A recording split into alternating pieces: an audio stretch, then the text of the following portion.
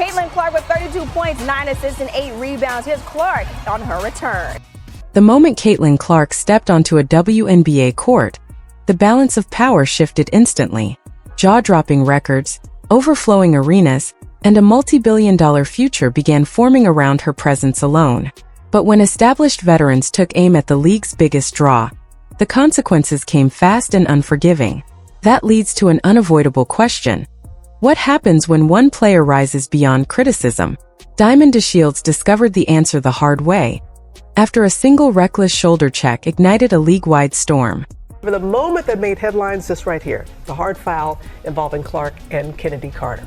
Almost overnight, the WNBA's so-called Golden Girl vanished from the spotlight. Passed over by 3 different teams, her career left in pieces. And it wasn't because her talent disappeared. It was because she stepped across a line few players are ever allowed to approach. Caitlin Clark. This goes far beyond on-court drama. It's a deeper story of money, influence, and the league's unspoken rules. Stick with this to the end, and you'll see why some believe the WNBA is finally safeguarding its future, while others argue it's creating a system where one star matters more than everyone else combined. Don't blink. This story goes far deeper than it looks. Caitlin Clark's arrival didn't just make noise, it sent shockwaves through the entire WNBA. And to truly understand why DeShields ended up in a rental car, surrounded by cardboard boxes and fighting back tears, you have to see how everything unraveled step by step. Diamond is in a world of pain. To make sense of this, you first have to grasp what Caitlin Clark did to the WNBA in just 12 months. She didn't ease her way into the pro game. She blasted through it like a comet, and the shockwaves are still rippling outward. By the time her 2024 rookie season came to a close, the league was already standing on completely different ground. Caitlin Clark has been named WNBA Rookie of the Year. At just 22, the Iowa-born point guard had already stacked up 769 points and 337 assists, obliterating nearly every rookie-year record the league had on its books. She even logged 2 triple-doubles, a milestone many guards never reach across an entire career. Pull-up bombs from the logo became routine, shots that make even NBA players think twice. And no matter the city, one thing was guaranteed. Attendance records kept falling wherever she showed up. With Caitlin Clark leading the way, Indiana Fever crowds skyrocketed beyond anything the league had seen before. The team's total attendance surged to an unbelievable 643,000 fans. And no, that number is very real. They didn't just lead the league, they crushed it, finishing more than 200,000 spectators ahead of second place. 3 separate arenas crossed the 20,000 mark solely to watch her play. Across the league, attendance leapt by 48% in a single season, and sellouts didn't just rise, they tripled almost overnight. Now the WNBA cashing in on its recent surge in popularity, scoring a media rights deal. TV numbers surged into uncharted territory the WNBA had never reached before. Primetime viewership exploded, jumping 170% over the previous season. And once the eyes arrived, the money wasn't far behind. League-wide merchandise sales climbed by more than 61%, and sponsors who had overlooked women's basketball for years were suddenly scrambling to get involved. Signature shoe deals took shape, major soft drink campaigns rolled out, and primetime promos that once showed generic highlights were now built around a single unmistakable face. Behind the scenes, TV networks began quietly floating the idea of a post-2025/2026 media deal valued in the 9-figure range per year, a figure that would have sounded ridiculous just 3 years ago. Caitlin Clark quickly became what insiders bluntly labeled the league's cash cow, the golden goose. Clark for the lead, the economic engine that suddenly made the WNBA's decades-long promise of real profitability feel within reach. She wasn't merely a Rookie of the Year contender. She was the answer to every financial wish the league had been whispering about since 1996. Being the center of attention in a league has a cost. Every step you take casts a shadow on someone else. Away from the cameras and the glossy endorsement deals, resentment quietly brewed. Jealousy simmered, and some players decided that if they couldn't share the spotlight, they would at least remind the Golden Girl that she wasn't untouchable. Hard fouls began stacking up even before Clark had played 20 games. But the first true eruption hit on June 1, 2024, igniting a chain reaction no one could ignore. A packed arena, national TV cameras rolling. The Indiana Fever squared off against the Chicago Sky in a game that mattered more for ratings than the standings. The play itself seemed routine. Clark released a pass and began sprinting back on defense, eyes tracking the ball. She had no warning. Chicago guard Kennedy Carter wasn't going for the ball. She didn't contest a shot or navigate a screen. Instead, she launched shoulder first into Clark's spine with the kind of impact that belongs in a football highlight reel. The very next day, the WNBA upgraded Carter's foul on Caitlin Clark to a flagrant. Yet Carter publicly claimed she had no regrets whatsoever. It wasn't just a collision on a basketball court. Clark crashed hard onto the hardwood. The whistle blew, referees huddled, and after reviewing the replay, the foul was upgraded to a flagrant 1. Not a flagrant 2, which would have meant ejection, just a flagrant 1. A slap on the wrist, a formal warning with no real consequences. Within hours, the clip went viral. Every sports account across every platform shared it. Hashtags blew up and analysts broke down the hit frame by frame, highlighting that Carter's shoulder was intentionally lowered, her path deliberate, and there was absolutely no play on the ball. This wasn't just tough play, this was deliberate targeting, and Carter's reaction only poured fuel on the fire. Instead of owning up or apologizing, she doubled down on social media. "I think I got hit in the head the play before, and it was just one of those things in the heat of the moment. I don't know Caitlin. I don't know her from anywhere," she wrote. Side-eye memes, cryptic posts, and taunting messages flooded her accounts. The kind of online behavior that shouts no regrets louder than any press conference ever could. The basketball world waited for the league to act. Official consequences? They never came. Carter finished the game without suspension or any meaningful fine, leaving fans and players alike stunned. The league released the usual boilerplate statement about reviewing plays and safeguarding players, and then the story quickly faded into the next news cycle. But behind the headlines, something had already shifted irreversibly. The hit on Clark was too public, too calculated. A physical act that raised uncomfortable questions about how the WNBA treats its brightest stars. While the official punishment was minor, the unofficial repercussions were only starting to pile up. By the time training camp rolled around in 2025, Kennedy Carter's phone had gone silent. Teams in need of guards weren't even calling. Front offices that should have been calling remained completely silent, leaving her career prospects hanging by a thread. With doors closing, she turned to overseas league talks and YouTube vlogs, the kind of moves players make when their professional paths suddenly vanish. Social media analysts tracking marketability even labeled her situation radioactive, too risky for teams to touch. The flagrant foul hadn't destroyed her career, but the player on the receiving end might be next. Kennedy Carter was only the opening act. Diamond DeShields was about to make a fatal misstep. If Carter's hit served as a warning, DeShields chose to ignore it entirely, setting up the next shocking chapter.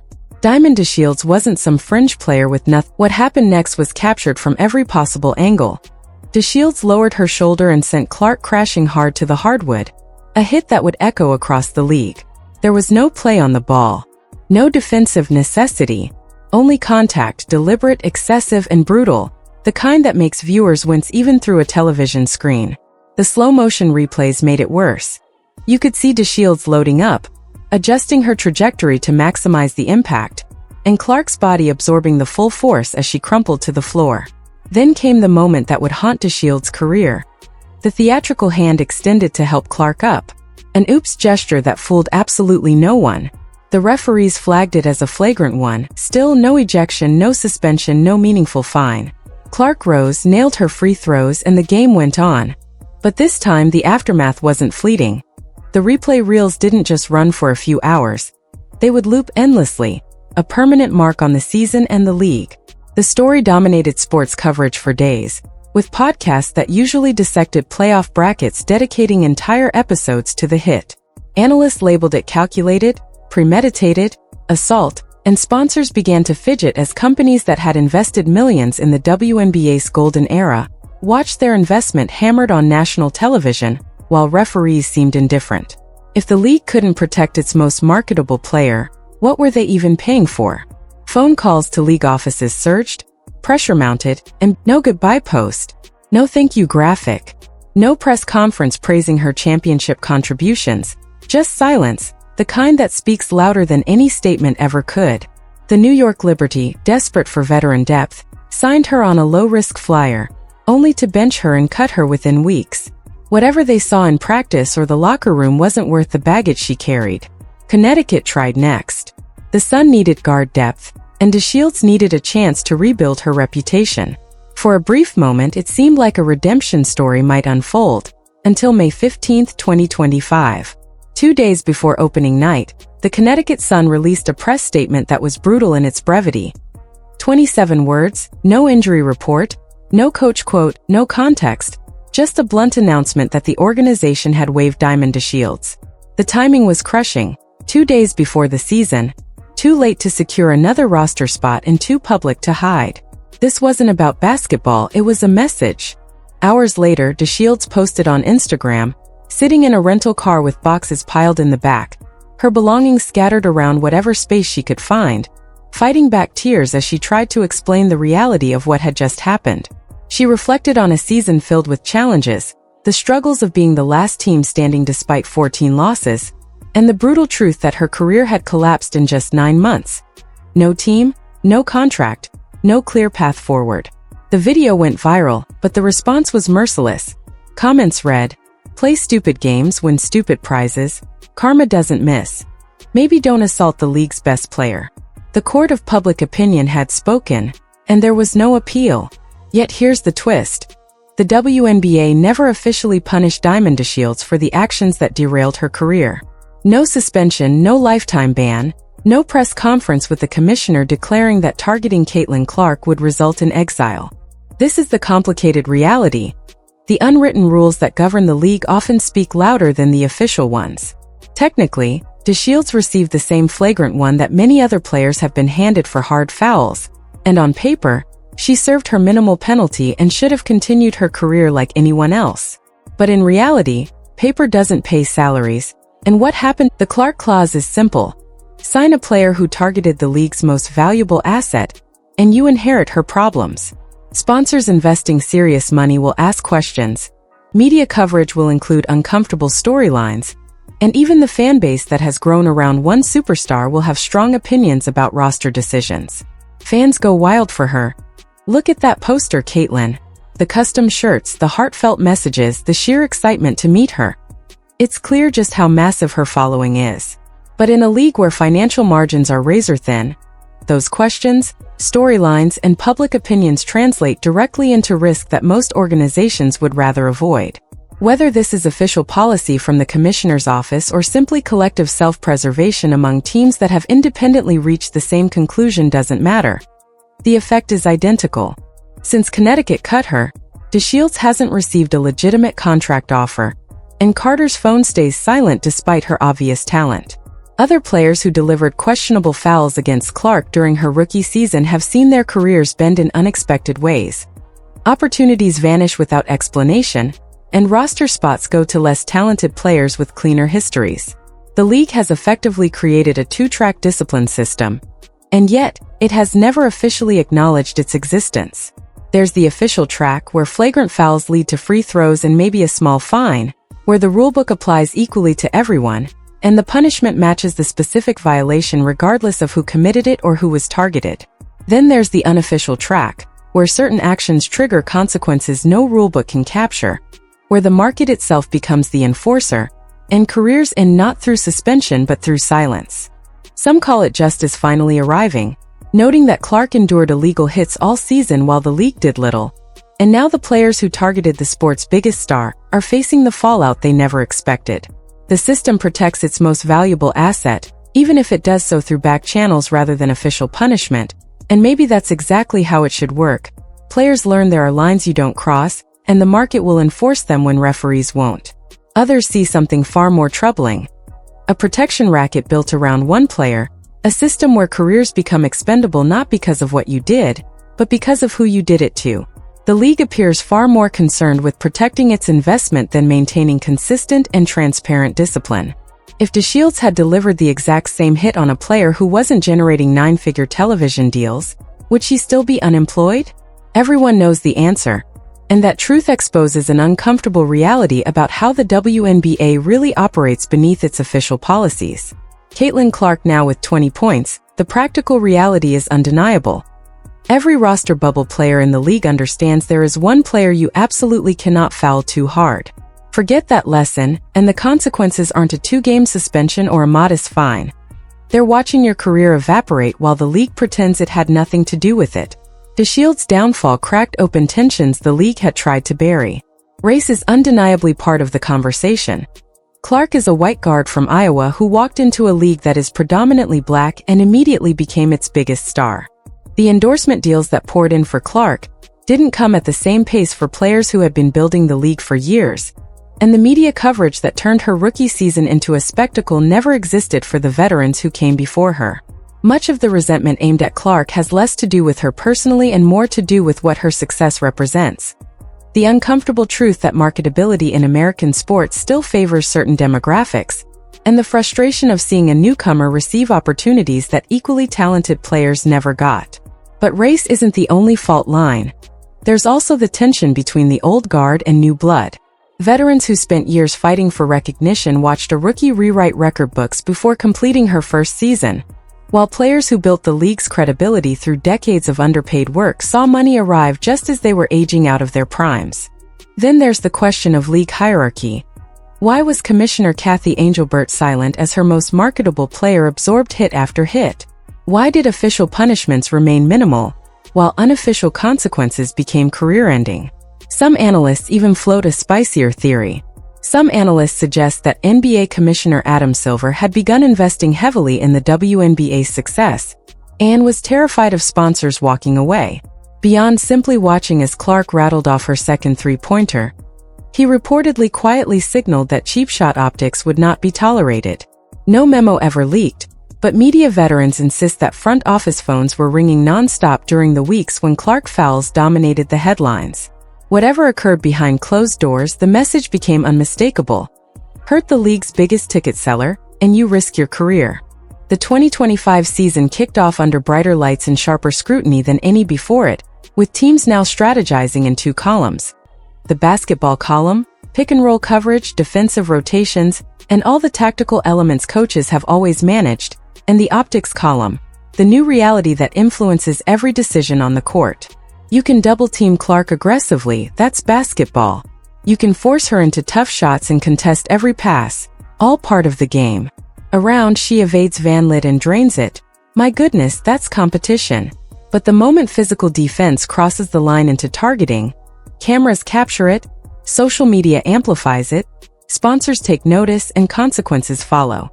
Coaches now brief rookies on camera angles before defensive assignments, while sponsorship reps sit courtside with crisis communication plans ready for whatever the broadcast might capture. Every foul on Caitlin Clark will be replayed millions of times before the game ends, every questionable hit dissected and debated, and every moment of excessive contact carries career-ending risk for the player delivering it. Some veterans worry the pendulum has swung too far, that legitimate physical defense may be policed into softness, and that fear of unofficial punishment could make players hesitate, hurting the competitive product. Others shrug, protect the brand, and accept the consequences. The league finally has a chance at financial stability, and that stability depends on one player staying healthy and productive. If protecting her means establishing new behavioral boundaries, that's just business. Insiders now report that a behavioral conduct addendum has quietly made its way into standard WNBA contracts. The language is thinly veiled, carefully crafted to address targeting of marquee players and the expectation of maintaining professional conduct on and off the court. On paper, the explicit punishments remain mild, a fine here, a warning there, but the implicit message is unmistakable. Violate the unwritten rules and waivers or career derailment may follow. As Caitlin Clark's meteoric rise continues and Diamond DeShields fades into the periphery of league headlines, a pressing question hangs over the WNBA. How far is the league willing to go to protect its future and its most valuable assets? The league is quietly rewriting the rules, blending business strategy with the on-court product, and every player now has to navigate this new reality. The balance between fairness and financial interest is fragile, and when it tips too far, the consequences are career-altering. Every decision in every game now carries a dual weight. Am I playing to win, or am I playing to survive in the league's new hierarchy? This isn't just a story about basketball. It's about power, profit, and the unspoken cost of superstardom. The next chapter is already being written in real time, with every broadcast, social media post, and highlight reel shaping the future. When the dust finally settles, the question remains: who will still be standing when the game has changed forever? Whether anyone is ready for it or not, the WNBA is no longer just a league. It's a business, a spectacle, and a high-stakes arena where talent alone may no longer guarantee safety or success.